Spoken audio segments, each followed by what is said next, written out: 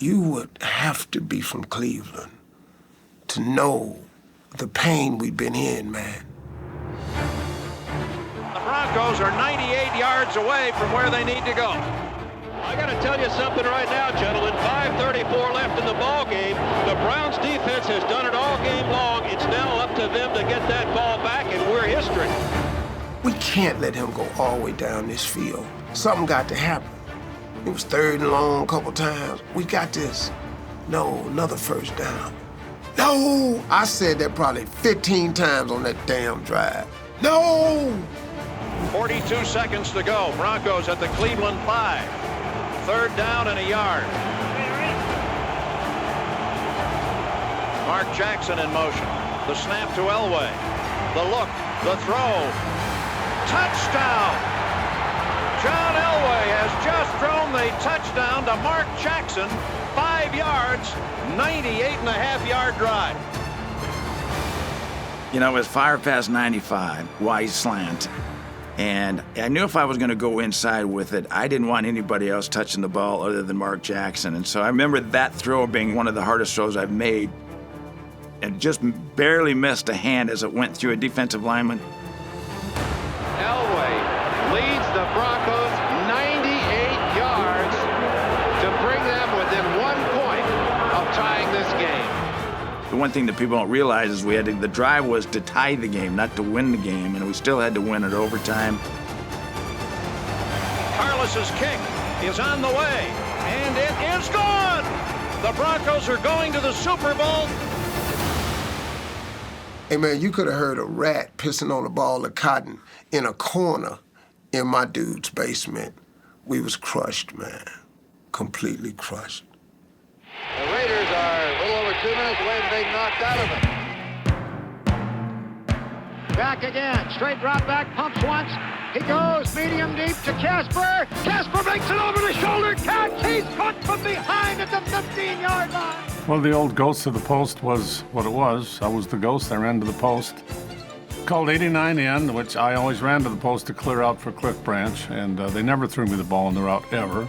But we knew we were going to get double coverage, and I was going to get single coverage, and I needed a long pass. Wants it upfield. Here's Casper. He's got it at the Baltimore 15-yard line. Snake threw the ball to where there was no defenders, and I was able to kind of make an adjustment and catch it. A very remarkable adjustment as Casper, I think, first turned the wrong way and managed to run under. And a little small fact that nobody else knows, I did catch 3 other passes that game, and they were all touchdowns. So that was the only pass I caught that day that wasn't a touchdown.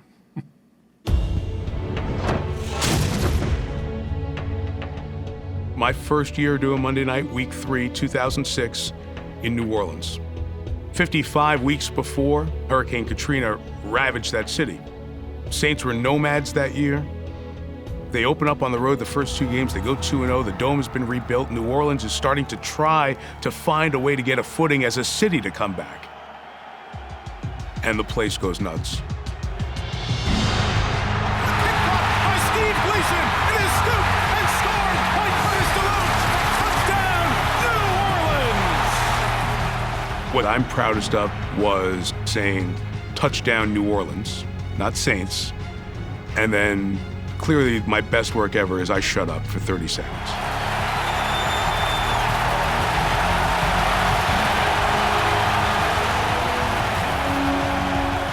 I've never been in a stadium louder than that. It was a cheer that our city is back and was going to survive post-Katrina. That's the coolest thing as an announcer that I've ever experienced.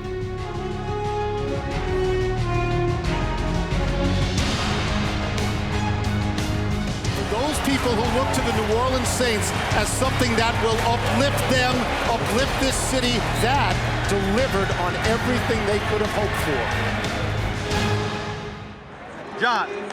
Early in the week, I remember John Bonamego, our special teams coordinator, saying, Coach, we feel like we've got, a real good opportunity here to block a punt. It's just about when you want to do it. And I just can recall after that first series, Bono said to me, you want to rush this one? And I'm like, yeah, let's do it. There was already a little bit of momentum. We got him off the field on 3rd down. Fortunately, we did it. It doesn't require the fastest man in the building. It doesn't require the most athletic or gifted person in the building, but it requires really good instincts and timing and one of the smarter players in the building, and that's how Steve played.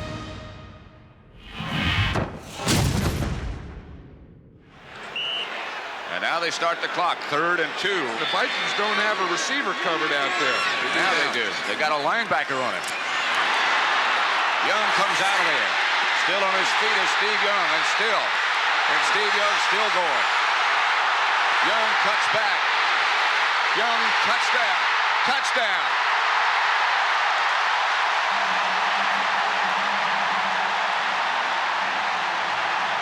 He made a heck of a run. I love that play. It was athleticism. It was heart. Young in trouble. He's going to be sacked. No, gets away. He runs. Look at all of those defenders that had a chance, but Steve was able to pull away or make a miss. Gets away again. Goes to the 40. Gets away again. Cuts back at the 30. To the 20. The 50.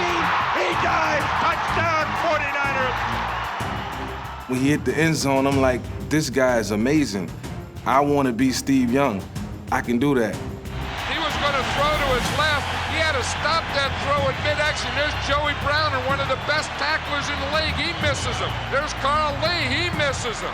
Watch, he gets a block there. He gets another block there. Watch Rice.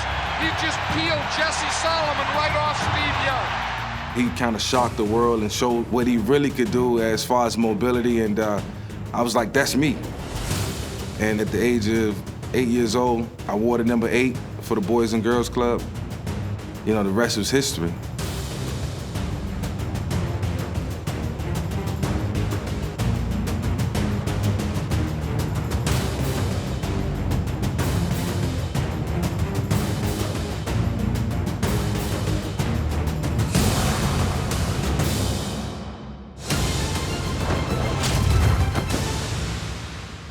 Karaoke was just becoming popular. And the Raiders, we had a bunch of guys that loved to sing at the bars. And we go to San Diego, and there's this country bar. So we go to the karaoke bar. It's a Saturday night before the game. We overdo it. I don't think anybody ever showed up for curfew. We think we're going to beat the Chargers no matter what. We go out there. It's hot. We all stunk. This has been a very surprising ball game here this afternoon. Somehow or another, we're within striking distance. We're only 1 touchdown behind, but it's not looking good. It's 4th and whatever. Oakland trails 20-14. 10 seconds left. Here comes the rush. He sidesteps. Can he throw? He can't. The ball flipped forward is loose. A wild scramble. 2 seconds on the clock. Casper grabbing the ball. It is ruled a fumble. Casper has recovered in the end zone. The only thing you can say about the Holy Roller, you can watch it on film. I just happened to be there at the time. The ball bounced and tried to pick it up, and I kicked it back to myself. The Oakland Raiders have scored on the most zany, unbelievable, absolutely impossible dream of a play. Madden is on the field. He wants to know if it's real. They said yes. Get your big butt out of here. He does. There's nothing real in the world anymore. The Raiders won the football game. The Chargers are standing, looking at each other. They don't believe it. Nobody believes it. I don't know if the Raiders believe it. It's not real. This one will be relived forever. Great play, great memory forever. The greatest play I've ever seen in an NFL game. I remember that run Bo Jackson had back in the day where he went up the left sideline and just kept running down the tunnel. The Raiders come limping into the Kingdome tonight. They are bringing perhaps the newest superstar in the National Football League with him, Bo Jackson. Going into Seattle was always one of those things that kind of made you pause a little bit because we just did not play well up there. And so going into it with Bo, the only thing we said was, well, wait till they get a load of Bo. One of the greatest plays that stuck out to me was the run by my boy, Bo Jackson. Pardon my French. And off to Bo, off the left side, gets to the outside, first down. He streaks to the 20, the 30, they'll never catch him. He's at the 50, the 30, the 20. Count him, folks. The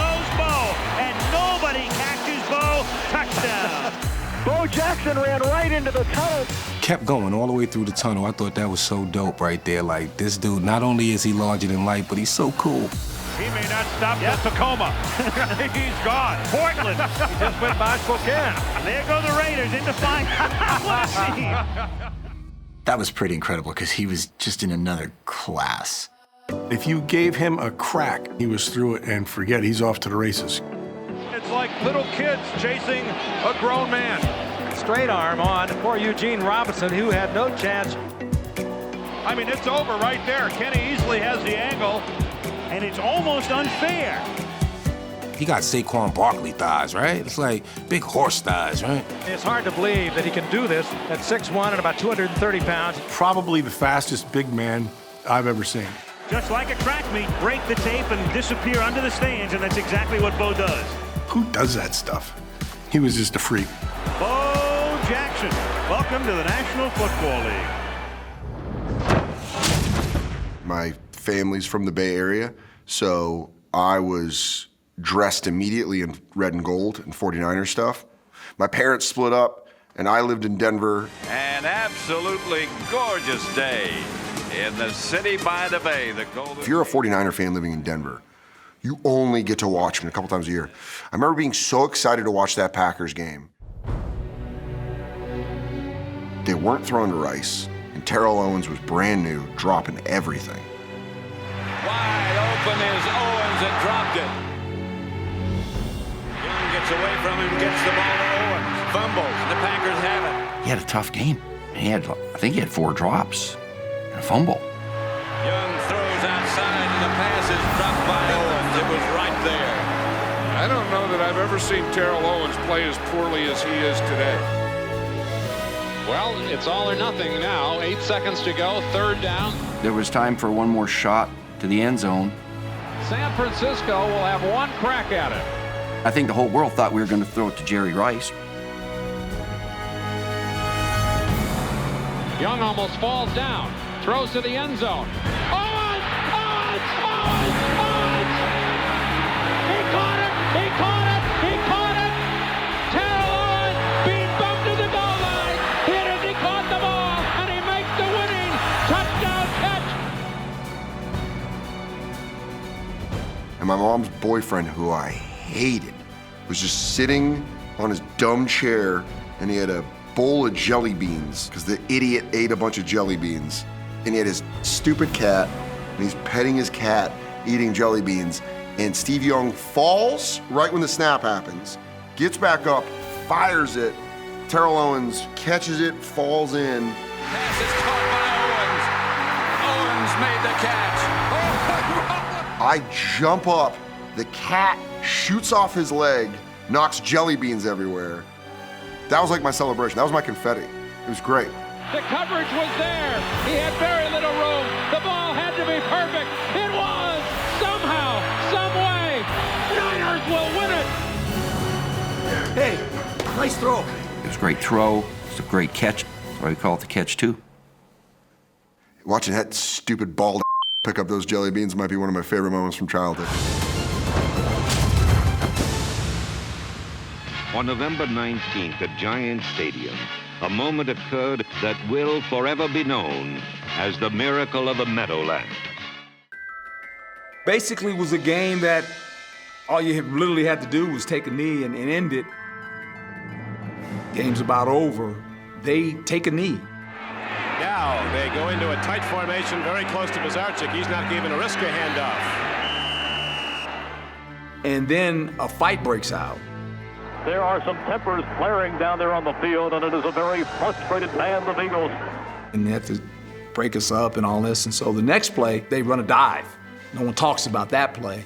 2nd down now and 13 for the Giants, but they're just looking to run that clock, and they do. They go to Zaka, straight up the middle. And the Eagles out of timeouts with a minute left to play and the clock winding down below that. They're in the huddle, and the players now are trying to say, look, we need to take a knee. Some guys are saying, no, they want us to run the ball again. They come to the line of scrimmage, and you can see there's some just felt different. I don't know what it was. Under 30 seconds left in the game. From here on in, Bizarchik can just fall on the football, and there is nothing the Eagles can do. And Pizarczyk fumbles the football. It's picked up by Herman Edwards. 15, 10, 5, touchdown Eagles. I don't believe it. I don't believe it. I didn't see the very initial part of that play. I don't know, I was looking away. I look up and there Herman's running into the end zone. Why they were trying to run a handoff, I don't know. The snap was all bobbled, and the time Joe turns around to try to give it to Csonka, hits off his hip. The back that's standing in front of me not gonna block me. He thinks they're taking a knee. And I'm thinking in my brain, I said, if I get on the first hop, I got shot. Talk about miracles, folks. You could drop a ball 1,000 times, I think, and it wouldn't land the way it landed into Herman Edwards' hands. It was just remarkable. I do not believe what has occurred here, ladies and gentlemen. Can you walk us through that play? No, I have no interest in walking you through that play. I can think of a lot of other miracles that surpass that. That was the craziest game I ever been to, as a matter of fact. But we were celebrating like third quarter, the Atlanta fans. 8:31 to play in the third. Falcons 28, New England 3. I was like, yeah. The Patriots fans just being quiet. Everybody was just so down. But something as a Pats fan and watching Brady throughout his career, you just never count yourself out. Come on, boys, let's go now. Got locked in now, laser focus. We forgetting about that fourth quarter and it's crunch time. Brady is the issue. The lead was a 1 point, 25 points for Atlanta. They lead by 8. Gotta believe. Gotta believe, boys. Here's Edelman broken up, and the pass is no sign yet. I caught it! I caught it! I caught it! Edelman comes down with a football. They're saying it's a catch. See, from where I was sitting, it hit the ground. Holy cow. We all thought it was incomplete. We're all like, oh man. And then we see the replay on the board and we're like, oh my gosh, like that's a catch. Oh my goodness, what a play with the ball literally inches above the turf. He was telling the defender, he's like, I got it. He's like, no, no you didn't. I caught it. Crazy, I swear to God. No way, look at that. Watch. On the ground. No. No. Edelman made the catch off the deflection, making the grab. Was the ball on the left foot of Alford? He's got it. Whoa, it is a catch. It is a catch. Oh my God, it's like one of the great catches. Of all time in the Super Bowl. I mean, so many things happen. There are feet, legs, arms, knees. That's an unbelievable catch. I think he caught that. After review, the ruling on the field is confirmed. The receiver's hand is under the ball. The ball never hits the ground. I knew he did. I saw that. I was like, woo. With 3:20 left to go, the Bengals take a 16-13 lead. Oh my gosh, we're winning. Beautiful Miami evening. We're in the stands. We're starting to hug each other. We won a Super Bowl. This is great. But of course, Montana and the 49ers got the ball back, and they were coming downfield. Every pass almost to Jerry Rice. 39 seconds to go. Hofer to tie it, but the 49ers can win it. We had the best quarterback ever, Joe Montana, and I feel like we could do it. Rice has just set a Super Bowl record with 12 catches. He's in motion. Montana, touchdown, John Taylor. And Montana throws it into the end zone. Oh, touchdown, and we lost again. John Taylor, who sells cars in the off-season for Reggie Jackson, has just hit the home run for the 49ers. His first catch of the day. We've been hitting the back coming underneath so much, and down there we've been getting bracket coverage and doubling on our outside guys, and so we're trying to bring the back underneath there for the guys underneath, and John running like a little up pattern down the middle, splitting the safeties. And like I said, I'm still standing up. I had all the time to throw the ball. The big guys up front played hard. The 49ers have scored with 34 seconds remaining. 34 seconds away from 34 seconds. Who said the game had to be 60 minutes? Couldn't it have been 59 minutes?